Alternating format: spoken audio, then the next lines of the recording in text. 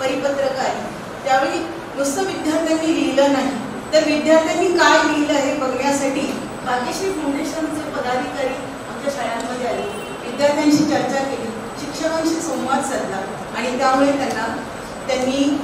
उत्तम चांगलं लेखन करणाऱ्या विद्यार्थ्यांची सुद्धा निवड केली आणि त्यामध्ये आम्ही मार्गदर्शन विद्यार्थ्यांना केलं, त्या शिक्षकांची निवड केली, त्याबद्दल त्यांचे मी मनापासून आभार मानते। रोजनिशी उपक्रम लिहित असताना सुरुवातीला विद्यार्थ्यांना कळलं नाही की काय लिहायचं, तर विद्यार्थ्यांना सांगितलं की रोजनिशी म्हणजे काय, तर आपण सकाळी उठल्यापासून झोपेपर्यंत जे काही करतो, जे विचार जे अनुभव तुम्हाला येतात त्याचं लेखन सुसंगतपणे करणे म्हणजे रोजनिशी। विद्यार्थी काय होतात, आपण पण बोलताना बराच बोलून जातो, परंतु लेखन करताना आपल्याला मुद्देसूदपणा घ्यावा लागतो आणि रोजनिशी या उपक्रमामुळे विद्यार्थी जो लेखनामध्ये मुद्देशीरपणा येऊ लागला, त्यांचे विचार आचार आम्हाला कळू लागले, विद्यार्थी ज्या परिसरात राहतात त्यांची जी बोलीभाषा आहे त्या बोलीभाषेतून या रोजनिशीचं लेखन करू लागले आणि म्हणून मग विद्यार्थ्यांना मी बोलीभाषेकडून प्रमाण भाषेकडे नेण्याचा प्रयत्न करू लागलो। विद्यार्थी चांगल्या प्रकारे त्यांचा प्रतिसाद देऊ लागले आणि याची दखल ज्या भाग्यश्री